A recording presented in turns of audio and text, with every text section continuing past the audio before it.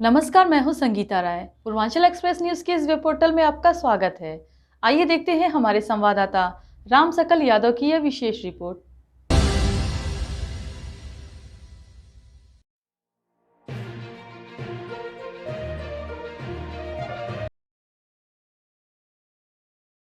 आजमगढ़ जिले के अतरौलिया स्थित सपा कार्यालय पर बूथ स्तरीय कार्यकर्ता बैठक संपन्न हुई। कार्यक्रम की अध्यक्षता पूर्व मंत्री बलराम यादव ने किया। कार्यक्रम में मुख्य अतिथि के रूप में आजमगढ़ के सांसद धर्मेंद्र यादव मौजूद रहे। कार्यक्रम को संबोधित करते हुए सांसद धर्मेंद्र यादव ने कहा कि यह सरकार अंग्रेजों से भी ज्यादा अत्याचार कर रही है। यह सरकार युवाओं के साथ अन्याय कर रही है। उन्होंने कहा कि देश के गृह मंत्री अमित शाह ने बाबा साहब डॉक्टर भीमराव अम्बेडकर को लेकर जो बयान दिया है, उसमें उनकी जो भी भाषा शैली है वह एक सामंती शैली है। उनका यह बयान बेहद ही अपमानजनक है। हम पीडीए के लोग इनके साथ बयान को कभी स्वीकार नहीं कर सकते। वहीं बैठक को किए गए सवाल पर उन्होंने कहा कि पार्टी द्वारा एक परिपत्र जारी किया गया है। हम लोग पीडीए पर गांव-गांव में चर्चा करेंगे। वहीं गलत बिजली बिल भेजने की समस्या पर उन्होंने कहा कि इस संबंध में हमने तकरीबन 1000 परिवार के लोगों को लिखित शिकायत जिलाधिकारी महोदय से की है। अभी तक उस पर क्या प्रगति है, इसकी जानकारी जल्द अधिकारी से लूंगा। उन्होंने कहा कि प्रतिवर्ष 2 करोड़ रोजगार देने का वादा करने वाले अभी तक कितना रोजगार दिए हैं सबको पता है। भाजपा की गलत नीतियों के कारण देश गर्त में जा रहा है। पूर्व मंत्री बलराम यादव ने सरकार पर जमकर तंज कसा। उन्होंने कहा कि आज सरकार पूरी तरह से देश को बर्बाद करने पर तुली है। उन्होंने कहा कि आने वाले समय में जनता उन्हें जवाब देगी। अतरौलिया के विधायक डॉक्टर संग्राम यादव के सरकार पर जमकर निशाना साधा। मंच पर बोलते हुए विधायक डॉक्टर संग्राम यादव कई बार भावुक भी हो गए। विधायक ने कानून व्यवस्था पर सवाल उठाते हुए कहा कि आज कानून व्यवस्था पूरी तरह से ध्वस्त हो चुकी है। आज पूरे प्रदेश में लूट, हत्या, बलात्कार आम बात है। इस दौरान मुख्य रूप से राम कंवर वर्मा, जयप्रकाश यादव, कन्हैया गौड़, राजेंद्र राम, बाबूलाल यादव, सुभाष चंद्र जायसवाल, राम पलट गुप्ता, बलवंत यादव, श्यामधर चौबे, हर महादेव, उमेश यादव, ग्राम प्रधान बलराम यादव, बागी समेत तमाम लोग मौजूद रहे।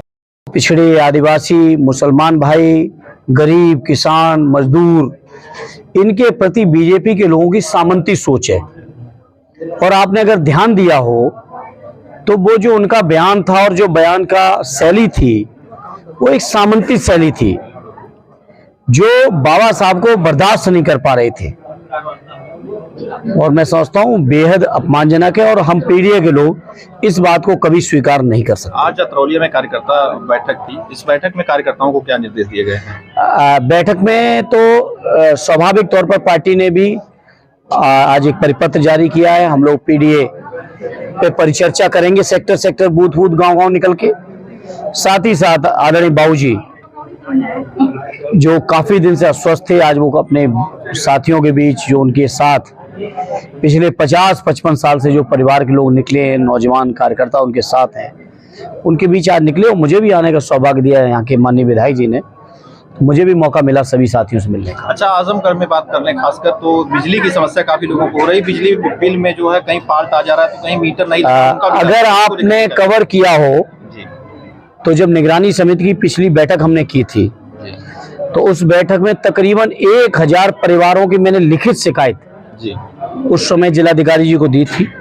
अभी तक उस पर क्या अब समाधान कितना किया है नहीं पूछ पाए, चूंकि उनके भी परिवार में दूसरा माहौल है, उनकी माता जी का स्वर्गवास हुआ, इसलिए अभी हम नहीं बात कर पाएंगे। कुछ दिनों में उनसे भी हम इस मुद्दे पर बात करेंगे। अच्छा, बेरोजगारी को लेकर के क्या कहना, जिस तरह से युवा जो है पूरी तरह से परेशान है इसको? ये बीजेपी के झूठ और गलत नीतियों का कारण है। जो लोग 2 लाख रुपए, 2 लाख नौजवान को रोजगार हर साल देने की बात की थी, अब तक 20 करोड़ नौजवानों को रोजगार मिलना चाहिए था अगर उनकी बात में सच्चाई होती। लेकिन दुर्भाग्य यह है कि उनकी बात में तो कोई सच्चाई है ही नहीं, बल्कि देश की आजादी के बाद सबसे ज्यादा बेरोजगारी दर अगर बढ़ी हुई तो आज की तारीख में बढ़ी हुई है। सर, आउटसोर्सिंग को लेकर के क्या कहना है? ये बहुत खराब योजना है और इसमें शोषण की पराकाष्ठा है कर्मचारियों के, और शोषण के साथ साथ आरक्षण को खत्म करने का ये बैकडोर से षड्यंत्र चल रहा है।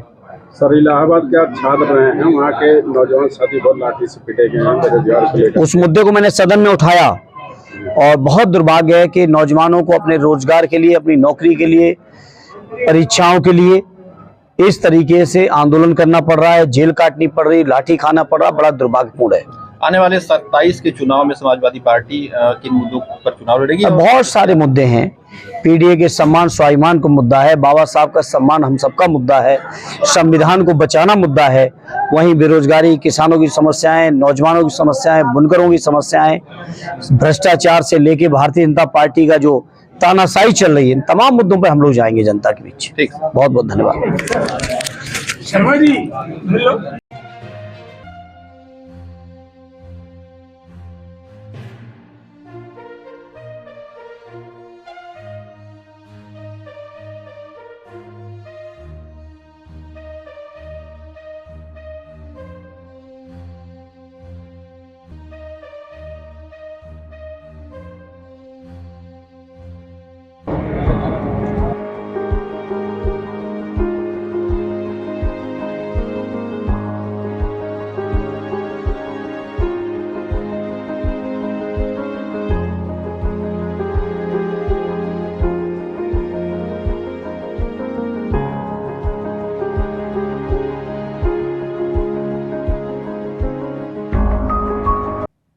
अगर आपको हमारी खबर पसंद आई हो तो हमारे चैनल को लाइक, सब्सक्राइब और शेयर जरूर करिए।